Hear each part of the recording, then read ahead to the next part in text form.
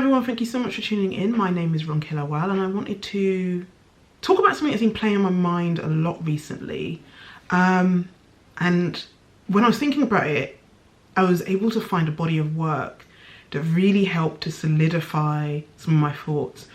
It's something called the Black Superwoman Syndrome, or the Strong Black Woman Schema.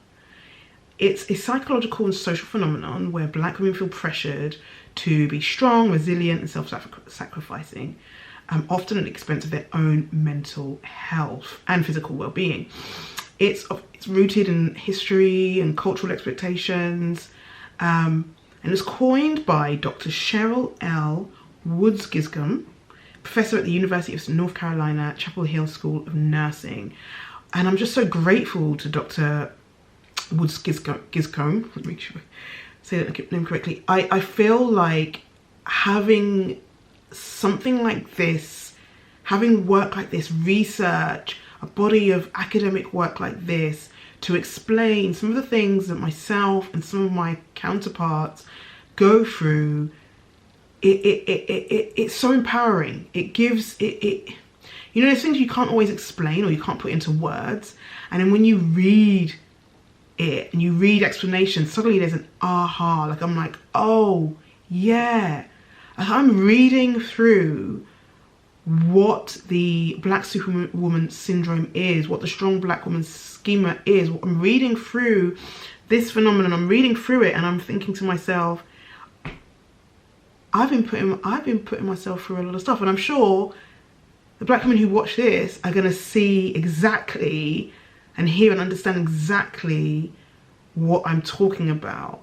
So Dr. Cheryl broke down 5 major behaviors. I'm going to talk them through, and then hopefully just, yeah, like I just want to talk you through what those behaviors and characteristics are of what it means to be labeled as a Black superwoman, or, you know, a strong Black woman. What it really means, not just a trope, not just the words, but what it really means.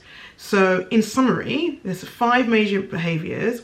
They're demonstrated by Black women who believe, you know, who are seen as being strong, and these 5 major behaviors or characteristics are an obligation to manifest strength, an obligation to suppress emotions, resistance to being vulnerable or dependent, determination to succeed despite significantly limited resources, and an obligation to help others. Without even breaking each of those down, immediately I felt like, when I'm reading it, I'm like, oh, is it you talking about me?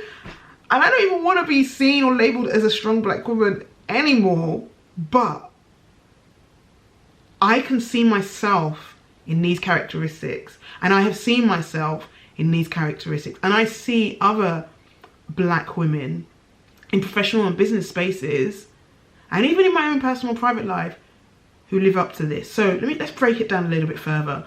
So when there's an obligation to present an image of strength, right?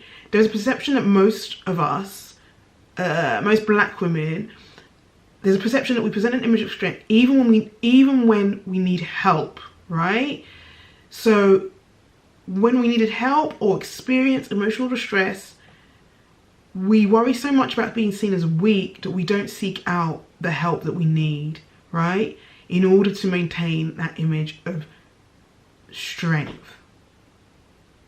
And even as I'm reading about it and I'm thinking about it now, I'm thinking, and it makes me so sad, because I'm thinking there's been so many times and instances in my life where I didn't want to be strong, but I felt I had to be. And then also because there's so few times where I've been given credit for just existing. I think being seen as strong, or being told I was strong, was some kind of a reward, or I thought it was a reward, when it really wasn't, actually, because the more I presented that strength, the more isolating and more alone I became. And the less help I received. And the less softness surrounded me, if that makes sense. And so I became hardened to life and to the gentleness that life could offer me, because I wanted to be seen as strong, or because society told me I was strong, and it was some kind of reward. It was that being strong was some kind of amazing, you know, that superwoman identity was the gift, when actually it became more of a burden. As I'm thinking about it now, I'm just very much, this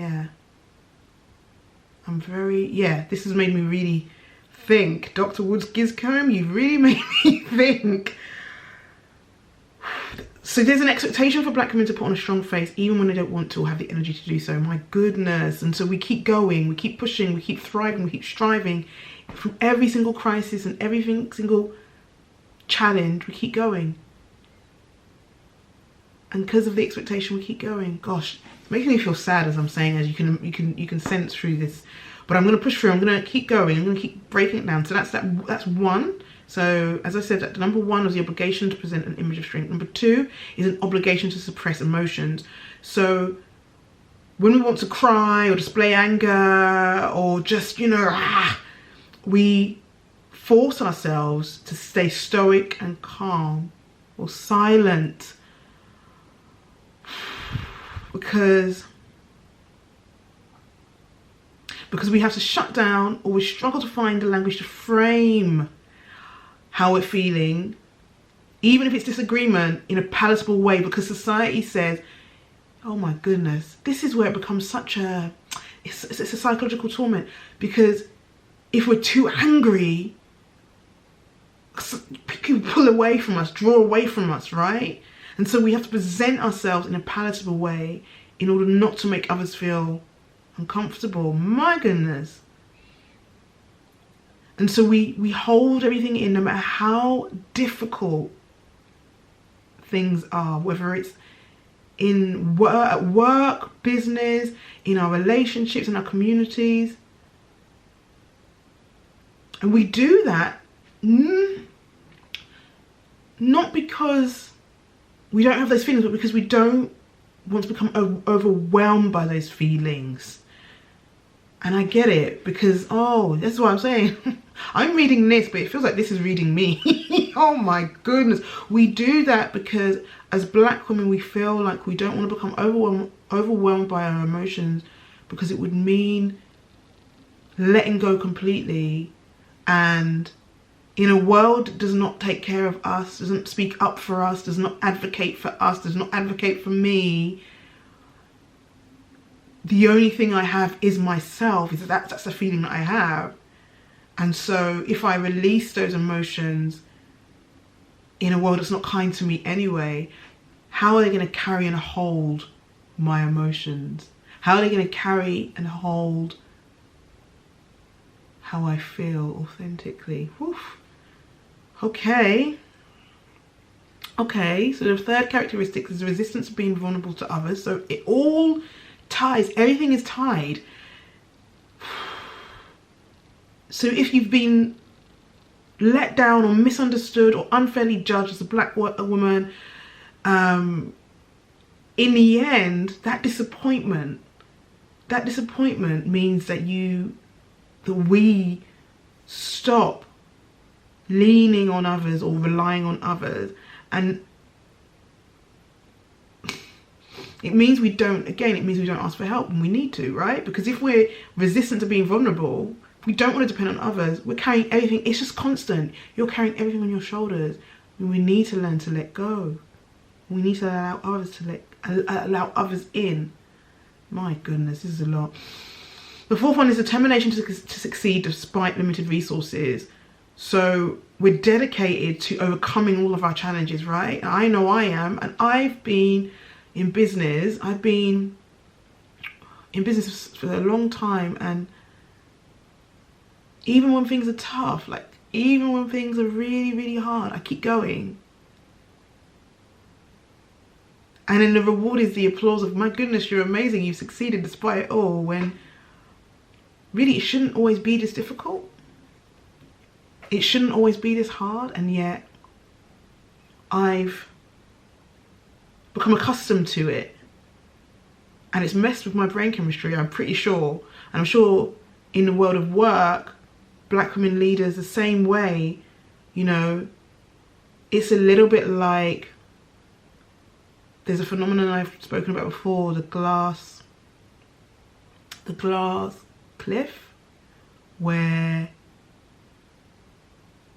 there's that you get to the top, or you're offered an opportunity that's so great, but it's where it's under precarious circumstances, where there's limited resources, where you're not necessarily given the best, even though you're deserving of the best.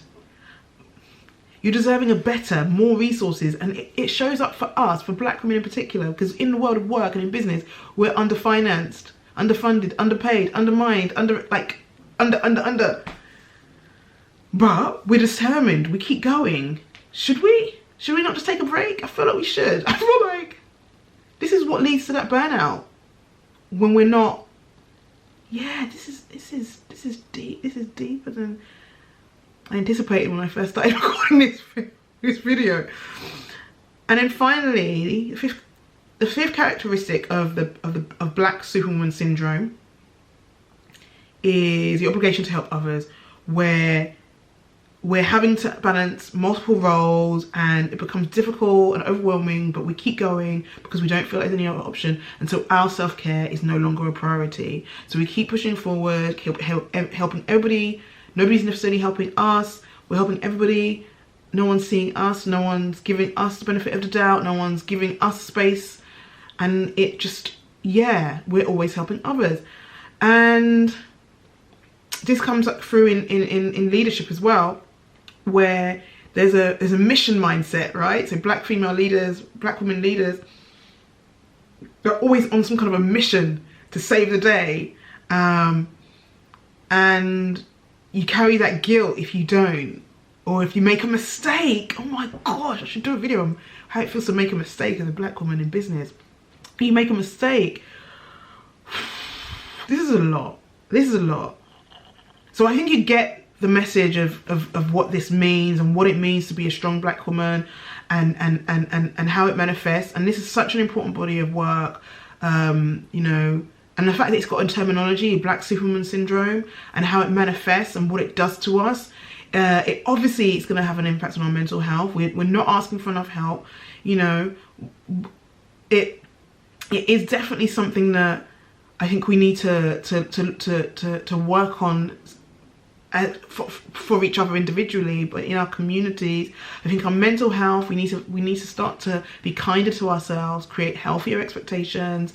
But also that starts with us. So, whoever's watching as a black woman in leadership, in business, even just in your life, if you've watched this and you realize this is your life, your personal life, if you can afford to, therapy, counseling, take a step back, if you can I think the first step is just knowing what is real, that it exists, that it happens, right? And then the next step is being intentional about resolving it for yourself. And starting to say no more. Start to say no more. That's really, really important. Say no more. Limit the amount of yeses that you're saying. Say yes to yourself more. The buzzword is always self-care, but self-care can be what it means, what it means to you. So you decide what that means to you and what that looks like to you. But I really want us to prioritize that self-care. And I think it starts now. It starts with the definition. I mean, the world doesn't often give us these tools and these resources. And this is why you know, definitions and works and studies and reports like this, research like this is really important because it gives us the names of things. So once we've identified what it is, we can work to overcome. And that's what I want us to do with this work and with this message. And hopefully when you've watched this video, you can look at it, you can look at all the things that I've spoken about and address what you need to overcome, what you need to do to change and to make a way for yourself. Yeah, and I've got a lot to think about as well, because I think there's still some stuff that I have to work on. But I appreciate you watching. Thank you so much for tuning in. Don't forget to subscribe as always, leave your comment and share your experiences. Share your experiences and share the video. Thank you. Take care.